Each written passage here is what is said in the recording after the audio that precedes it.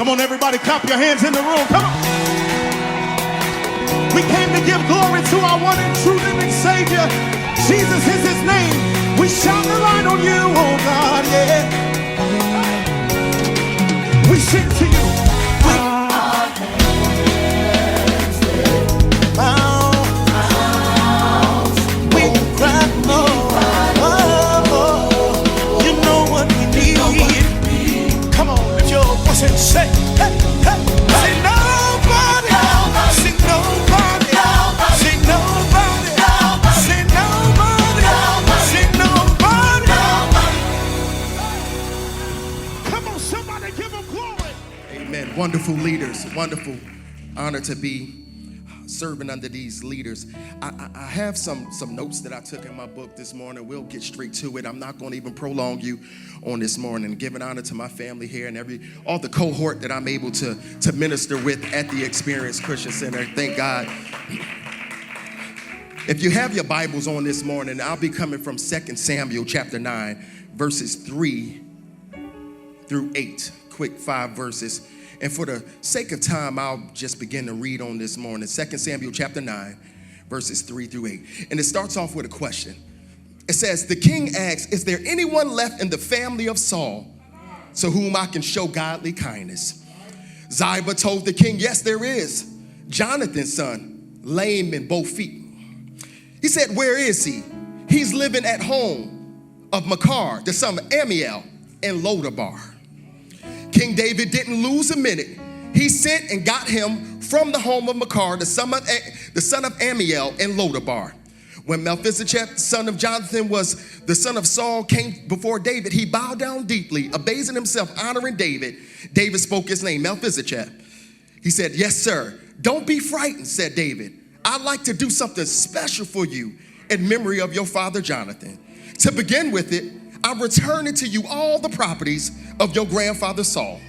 Furthermore, from now you'll take all your meals at my table. Shuffling and stammering and looking at him in the eye, Mephibosheth looked at him and said, why am I that you pay attention to a stray dog like me? If you allow me to minister to you on this morning, it'll be simply, and I need you to say it with your voice as you look at your neighbor. Look at your neighbor this morning and say, don't handle me like that. I need you to say it convincing this morning. Look at your neighbor and say, neighbor, don't handle me like that. If you ever been in any situation or grew up in any playground or any type of project or any type of neighborhood that you had situations or people, these are some type of terms that you have probably used when you had to really get some type of straightening to individuals to let them know, this is what I need you to do. Well, what we're not going to do and you're not going to do is handle me like what? Some of y'all act like y'all had a confrontation in your life at some point in time that people didn't really realize who you really were. Well, I have a NASCAR driver, Alexandri. After several years of completing in Formula One, Alexandri suffered an accident in 2001, which caused both of his legs to be amputated. 3 years later, he was back into driving, but he used a different type of vehicle. He used a BMW, which allowed him to use prosthetic legs. And even during the course of that, for him coming back after rehabilitation, he was able to still obtain 4 more victories while racing with no legs. Nick Vujicic is another famous person or celebrity with a disability. He's the founder of Life Without Limbs, and it is an organization of people with physical disabilities. He was born in 1982 with no limbs. He claims that as a child he suffered ridicule, discrimination, and even to the point that he tried to commit suicide. But it was time went by, he learned his own potential, and he began to write books and become a motivational speaker in reference to some of the things that he's done. These two people have come over adversity. And at the count of 3, this is what I need you to do, because I know a few more people. At the count of 3, I want you to go ahead and yell your name. 1, 2, 3. These are some people in this room right now in their self that has overcome all types of adversities. You not acting like you came over some things. Do I need to come down your row on this morning? Because we know that you made it through some things that if you begin to tell your neighbor about some of the things that you have faced and went through, we're not going to talk about the doubt and the fear that you may have went through, the embarrassment or the shame or things that you may have faced. But these are some people that you're sitting next to that came through all types of adversity today, that even saying on this Sunday today, it took me some time and some things to get here on this morning, but you don't know the things that I made it through. So I'm looking at somebody that's wearing the coat of victory because I didn't let my circumstances take over what it was that I was going through. I'm sitting here looking at some individuals that said I made it through adversity. So as we begin to look here on today, we begin to talk about a similar person in this Bible. His name is Melchizedek. And as we begin to look at him and his lineage, we begin to talk. Melchizedek is the son of Jonathan, who is and also the grandson of King Saul. So as we begin to talk about that already, I can tell you that we got some type of royal lineage going here. But as we begin to go back, because we're in chapter 9, we go back to chapter 4, we begin to look at Melchizedek. But as I begin to read the story in chapter 4, I found out that it said that Jonathan and Saul were murdered. So his grandfather and his father were murdered. And as word began to get back, and we know how it happened, when bad news happened, when bad things happen, the bad news travel real quick. So word got back to the kingdom to let them know, hey, Jonathan and Saul has just been murdered. So Melchizedek's nurse picked him up, and she began to run. She began to run to get him to safety. And as she was running, she dropped him, and it became for him to become lame in both feet. Some of us don't even know why we're in certain situations that we are. It wasn't even the cause of something that we did, but it might have been the cause of somebody that we've been connected to. As she was running, she dropped him. She dropped him, and he became lame. So here it is. When we read in chapter 4, his name is not Melchizedek, it's Maribel. So Maribel, which means to contend. But as she was running with him and dropped him, and when we got to chapter 9, his name changed to Melchizedek, meaning out of the mouth of shame. Some of us have fallen in certain situations and labeled ourselves as the fall that we took place of and haven't been able to recover to what we really are. I need you to look at your neighbor and say, hey, my failure is not my name. You got to say that with confidence, because some of y'all have not reapproached some things and fell in some situations and haven't come back to reclaim who you really were. And you just changed your name to your situation and didn't stay who you really were in your circumstances. His name was Maribel, one who can contend. And if we look at contend, that means I'm going to go up against anything. I'm going to do things that needs to be done. I'm going to handle things in situations as they begin to come my way. So his nurse made haste to flee. And as she was running, she dropped him, which caused him to become crippled. It wasn't his fault. That said, he happened at 5 years old. So from the fall from Maribel, one to contend, all the way now to Melchizedek, so the one from the mouth of shame, that's who he became. Some of us have to go back and understand and look, which brings me to my first point. Let's talk about the reapproach. Let's talk about the reapproach. There's some things that we know that we failed at, some things that we know that we contended against, some things that we went against that we haven't reapproached yet because we labeled ourselves from what it is that we failed against. We have to make sure that we don't change our name to what it is. I told you already that his dad's name was Jonathan and his granddad's name was Saul. So he was already still in the lineage of being royal, or the next heir that's going to be up. Well, let's talk about reproach. So here it is. We got David. David comes back to the house in verse 3 and he says, hey, is there somebody still in the house of Saul that I can show godly kindness to? God is looking in his house right now that he could be kind to somebody that he needs to bless. Somebody's been wanting something. I'm looking for somebody in the house that's still connected, that says, you know what, is there somebody here that I can still show godly kindness to? So here it is. We talk about the reproach. Now, what if I told you the reproach is this? Flaws are the requirement.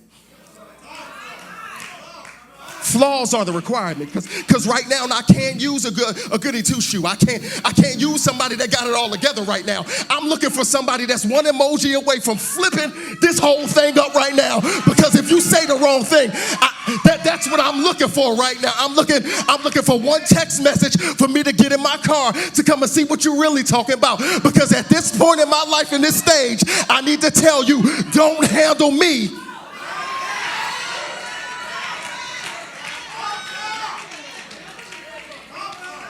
The reapproach. Flaws are the requirement. Flaws are the requirement. I know I got a bad attitude. I know I got a bad attitude. I know I think about things and take some things out of context sometimes. She said hi. I said, why she say it like that? That's my flaw. I'm sorry. Forgive me. But don't speak to me then. I'm sorry. That's my flaw. I know I got some flaws. I read text messages with tone sometimes. That's my flaw. I'm sorry. Please forgive me. This is what I do sometimes. Flaws are the requirement. Now, if you got it all together, then this doesn't mean anything to you. But right now, God is looking for somebody that got a few flaws. What I found out about flaws are you're more easy to be able to talk to, and you're open for suggestion, because when you know it all, when you know it all, I'm scared to say it. When you know it all, can't nobody tell you nothing. I'm here to tell you, somebody wanted to tell you that today. Can't nobody tell you nothing, because you just know it all. You finish my sentence when it comes out. I can't say nothing. You know everything. I never knew somebody just knew everything. Everything. You finish my sentence, everything. Hey, I'm going to the store. Wait a minute. Everything. You know somebody. You know everything. So flaws are the requirement. David comes to the house because the reason why David comes to the house, him and Jonathan was friends. And he made a covenant with him. It said, this is what I'm going to do. I'm going to make sure I take care of everybody and anything if everything happens to you. I got your back. See, some of us are looking strange here. Their face like, take care of you if something happens. Yeah, because friends like that don't really exist no more. They ain't gonna do it. They'll tell you that mouth service good. You're gonna talk that good game, but when it comes times to stand up to do these things, ain't nothing really happened. You done told me, and it's time to step up to the plate, and I can't see you. I can't find you. You looking like an angel in snow. Where are you? What's happening? So he comes back on his purpose. He says, you know what? Is there anybody in the house that I can bless, show godly kindness to? Ziba says this, yeah, Jonathan's son, but he lame. He got 2 broken feet. You got to watch people that identify you by your flaws. You couldn't even call me by my name. You called me Jonathan's son, the one that got broken feet, the one that's lame. You got to watch the one that's speaking on your resume, the one that you asking for a reference. Hey, do you know Demetrius? Oh, you talking about the one that stank? Yeah, you don't really want him. It's so funny. It's so funny how people try to get you to understand who they talking about. And if you don't really know, they'll begin to talk about these flaws. And this is for name purposes only. I don't know if this person out here, I'm going to just throw this out here. Hey, you know Demetrius? No, Demetrius. You know tall Demetrius? The one that wear the plate? The one that stank. Oh, Demetrius. I know. Don't label. Okay, here go a better one. I got a better one. Y'all know Elder Pender? No, the bald head one. The one that be wearing all that crazy stuff. I know y'all be talking about it. I know y'all be talking about it. I know y'all be talking about it. I see it. The one that be wearing all that crazy stuff. So it's so funny that the King David came to find somebody of a lineage in the house to figure out if there's somebody there. He said, is there somebody of the house of Saul that I can bless? And Ziba, which is a servant who served through Saul, who served through Jonathan, stepped up and said, yeah, Jonathan's son, but he lame. That ain't got nothing to do. I can't. If you're going to answer a question, just answer the question. All you had to say, yes, Melchizedek. That's all it was. Yeah, because oftentimes we like to tell individuals to speak or be that. that representation for us, not knowing what they're speaking about or telling you who you are or what it is about you. They're not even speaking on your name. They're speaking on your characteristics or your flaws. So he says, okay. And it tells us in the scripture that he said he didn't even waste a minute. He said, go get him. Where is he at? He's at Makar house. He's down in Makar at Amiel's house. And where is that located? In Lodabar. When you begin to look at the word Lodabar, that word means the place of nothing. I don't know about you, but there's been some things that I've been through. I thought I was in Orlando, but I really was in Lodabar. I thought I was in West Orlando, but I was in Lodabar. I thought I was in Kissimmee, Altamont Springs, Winter Springs, Claremont, Winter Garden, but I was really in Lodabar, a place of nothing. I'm going through the routine every day, not knowing who I really am. And sometimes when you're in a place of Lodabar, you can succumb yourself to become a Lodabar resident. I ain't never been to the pool wearing a suit. I always had swimming trunks because I knew I was going to the place and I had to adapt to my environment. Oftentimes we get ourselves lost in the place that where we are, that we begin to become residents of that place that we may be in that point of time. I want to encourage you today and say, this is what you need to do. You got to get ready to I want you to get your packing stuff together because it's time for you to pack up from the place of where you are. You've been living there too long. And the fact that you've been living there and you've been questioning yourself, why are individuals talking to me like this? Why are they handling me like this? It's because you've been carrying yourself in a place of Lodabar. You've been carrying your place as if you're a resident of nothing. So if you're carrying your place, if you're in a place of nothing, that's why people tend to think that they can handle you like that. Is there anybody in the house that I can show godly kindness to? So flaws are the requirement. I'm looking for somebody that know that I'm on thin ice with hot boots right now.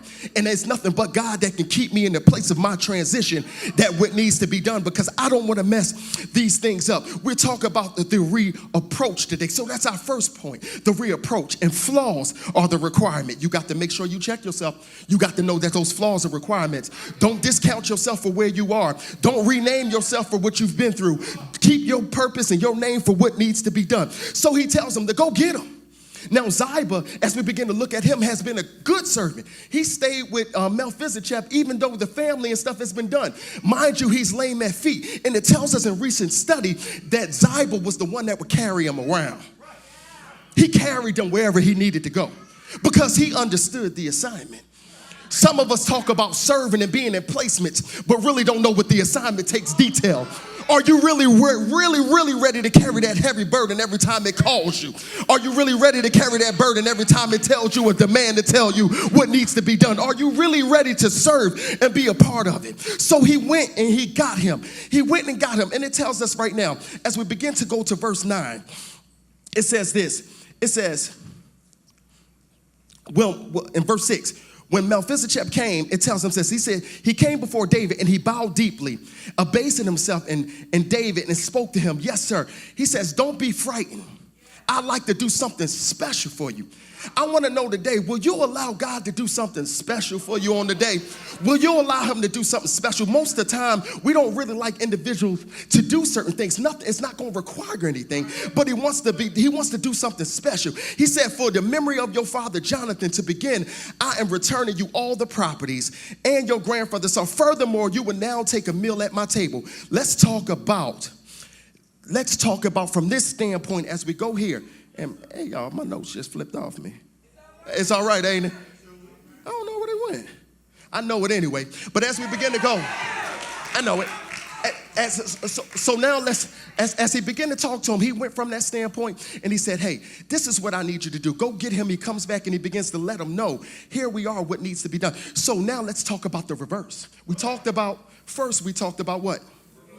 The reproach. Now we're going to talk about the reverse. Because this is what does the reverse mean? What was supposed to slaughter you now has to serve you.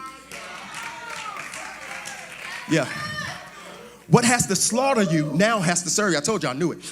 what has to slaughter you now has to serve you. So what do you mean, Elder Pender? Well, back in ancient times when we begin to look at these things, if the king dies and they kill the king, it's meant for them to go back and kill everybody in the family.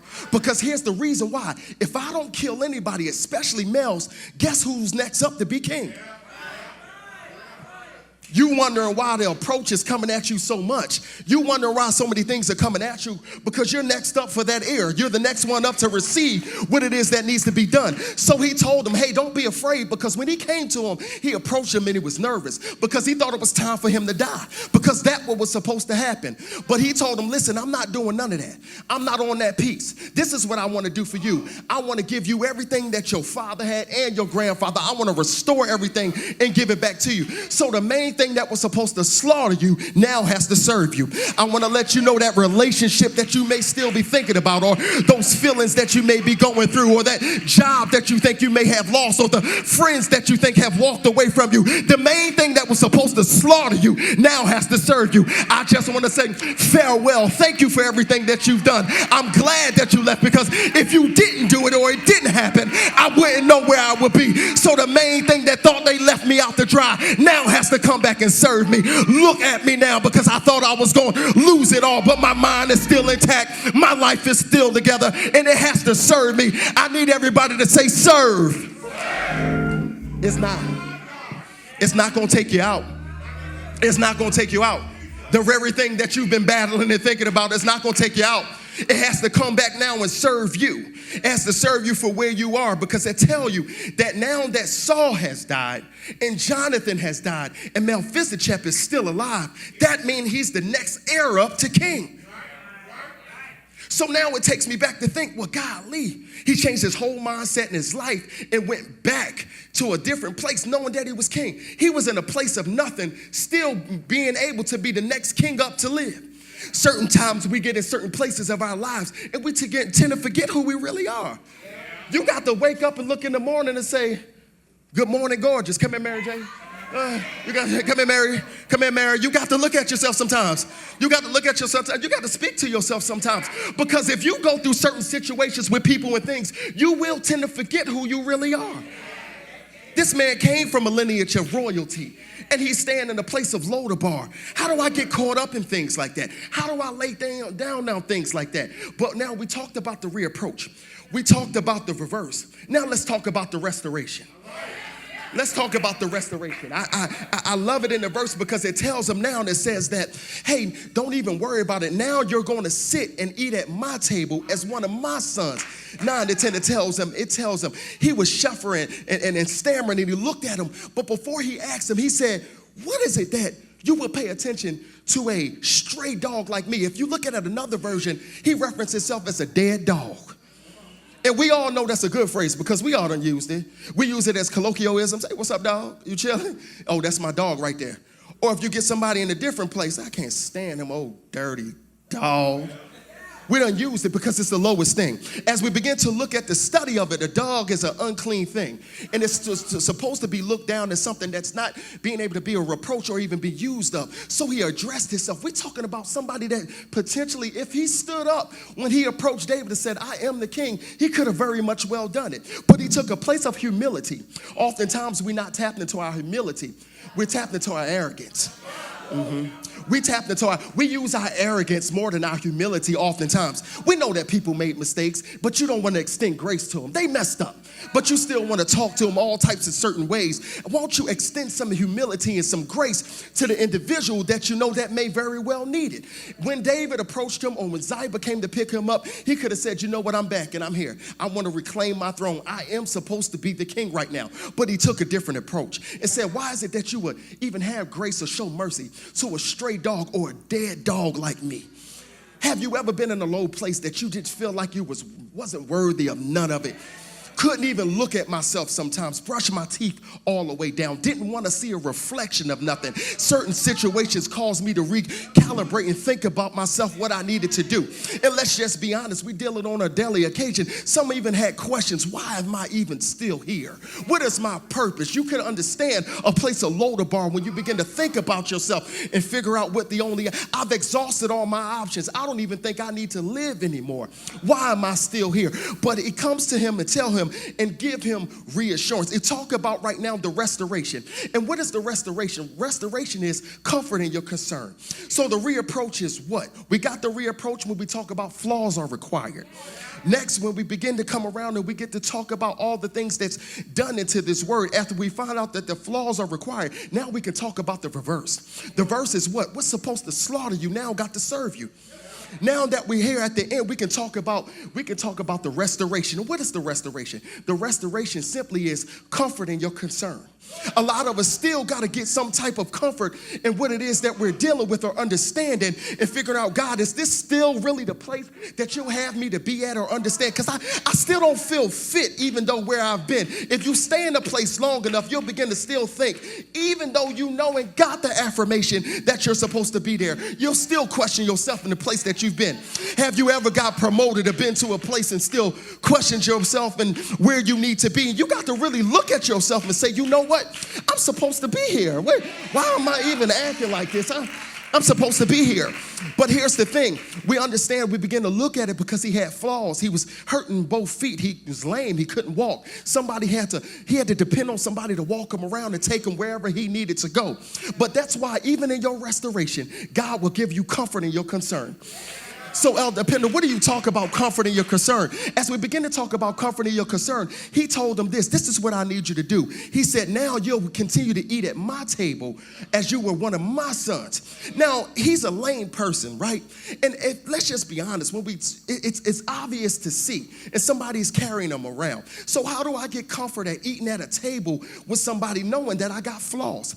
Well, one thing that I found out about a good restaurant is that when you go out, they got something called tablecloths. And tablecloths is something that drapes the table, not only to catch the spills or the food and damage the table, but also for women and men to keep your legs under the table. Some of us wonder how we're sitting at the table and how our flaws will not be seen, but it's something about the comfort of that tablecloth that's beginning. So when they bring Melchizedek to the table and put him under the table, that tablecloth begins to cover his legs. So now that my flaws really not to be seen, that I'm eating with everybody that I know that I need to eat with. I need to know if there's anybody that been at tables that say, God, it's the tablecloth for me. I thank you for covering me for the things that I know that was there, that they can't see my flaws. I thank you for covering me in the things that I know that I couldn't do by myself. God, it's the tablecloth. So I'm wondering, God, is comfort in your concern. There's comfort in your concern. We understand here that he wanted to understand, figure out what needed to be done. He got restored in this whole place and everything that needed to be done and put in his rightful place for just being obedient for what needed to be done. I want to tell you today, oftentimes we're not at the place that we need to be. It's because we cancel our own selves out. How many of you say now, I need to have the attitude and say, you know what, I belong in this place and no longer will you handle me like that. And if you have any type of mindset or thought in your mind thinking about what needs to be done, you need to understand that there's comfort in your concern. So anything that you're dealing with that you may be figuring, God is saying, this is what I really want you to do. I want you to just go ahead and stand up to the place that I have you at, because I'm going to comfort you in your concern. Oftentimes our mindset will begin to cancel us out from things that may put us to the place that we don't need to be. But God is telling you, I'm going to comfort you in your concern, the doubt and the fear that you may have before you even put yourself in that position. God is saying, I'm going to comfort you in your concern. I want to let you know this as I'm closing and going to my seat. In New York City, there was a man named John Wayne. And John Wayne in New York City was at home. And as he was sleeping, he could smell smoke coming up in the house. John Wayne had a big family. He had a family of 14. And if you know anything about the red brick homes in New York City or up north, they got 3 levels. And as he began to smell the smoke that woke him up, he began to come up and run. And look, he found out that there was a fire inside of the house. Now, it took a little time for the fire to begin to catch and burn in the house. So John began to execute and move his family outside of the house. He got his wife and went to the 3rd floor and got his kids from up there, ran down, put them out, still waiting on the fire department. He ran back inside and got to the 2nd floor and got his kids, still waiting on the fire department. And then he went to the 1st floor and got his kids and came down, still still waiting on the fire department. And he comes down as he's looking at his house burn away. Just like a good parent does, he began to do a head count. He began to count for some of his kids. And then he found out that there was one missing.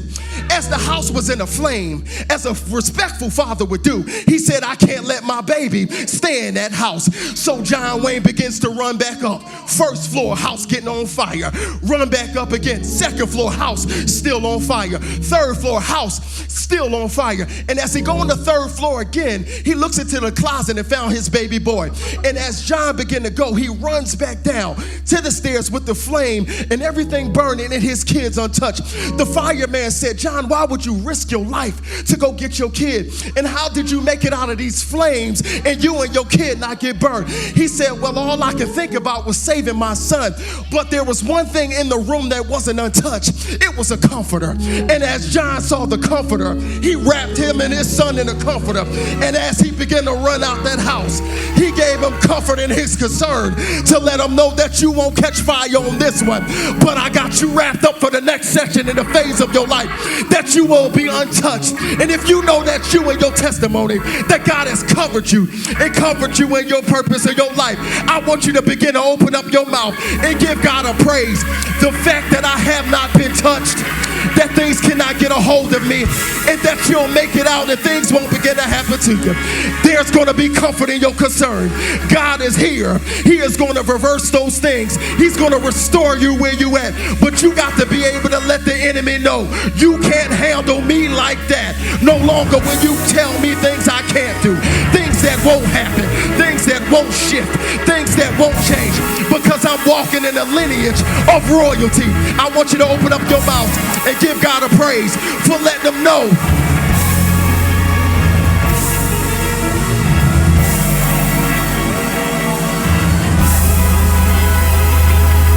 You acting like we up next. That thing that you thought that was going to slaughter you, it got to serve you now. Yeah, don't lose no sleep tonight. It got to serve you. It got to serve you. Get yourself together. Look at yourself now. He's coming to get you from that place of Lodabar. It's a done deal. Get back to it. Get back to it.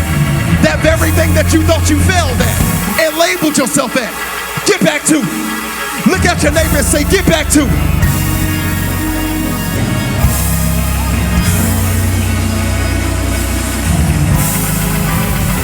The comforter.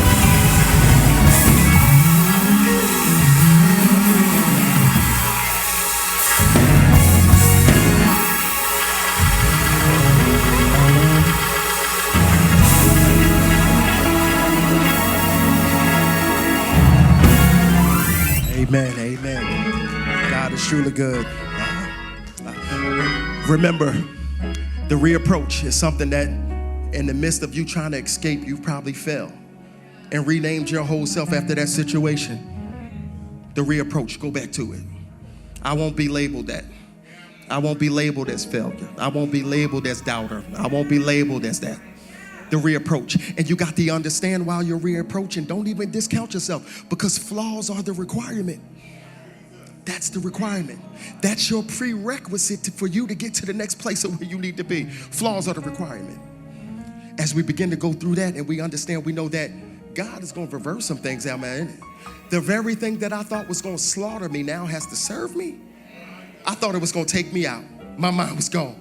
I did not know. But it's coming back to serve me. And I'm going to serve it notice. And the last thing as we begin to go through, just understand that God is restoring everything that you thought that you lost, that you could not obtain. And here it is, we understand and know that he's going to give you comfort and your concern on how I'm going to approach this. How would this work? At the end of the day, I still wanted to let you know whether he was in Lodabar or he was in a different place, he still was heir. He still was from royalty. He still had that bloodline. He still stand next to be the king. But things were restored back to him. So as we're standing on our feet on this morning, as we're standing on our feet, this is an intimate time I just want to take out for ourselves. I want us just to rethink about some things. I want us just to take some time, and don't do it quick. I want you to just think about, where have you left yourself at? Where did you leave yourself at? Where did you lose yourself? Where? When did you forget who you really were? When did you forget that? We understand that. And then I want us to take on a spiritual and a positive mindset of saying, you can't handle me like that. I'm just sorry. And matter of fact, as I go on, I'm not even going to deal with things that ain't even, I'm not even going to deal with things that's below my pay grade. You got to come to me a little bit better than that. If it's below my pay grade, I'm turning my nose up because I can't deal with that. The conversations, the foolishness, the things that may happen, I just choose not to deal with it. Those are things that I cannot deal with on this morning. So as we bow our heads on this morning, take that time and begin to think, where is it that I left myself? How can I get back to it? Because honestly, it really didn't even change. The surroundings changed, but who I am is still the same. God, I need that strength on today to make sure that I'm not pulling myself or changing into the circumstances or areas that I'm in. I have to make sure that I'm not doing those things. I'm going to give us 30 seconds. This is one-on-one time with you.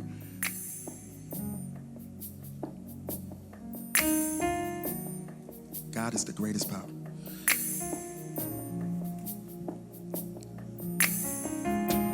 We'll never be defeated. Because God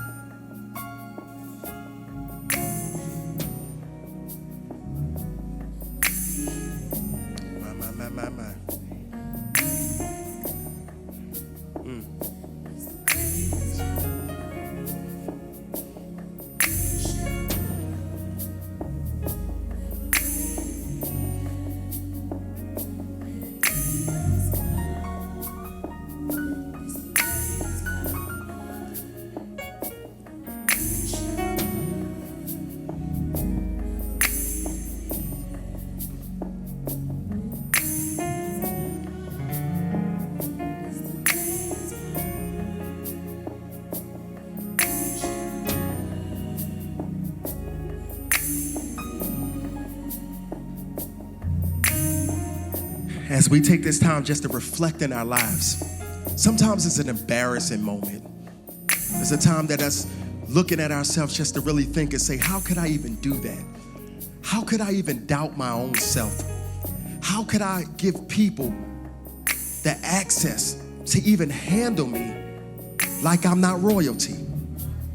I need to realign myself today. And this is the time on this morning. If you're saying, you know what, God, I just need a realignment.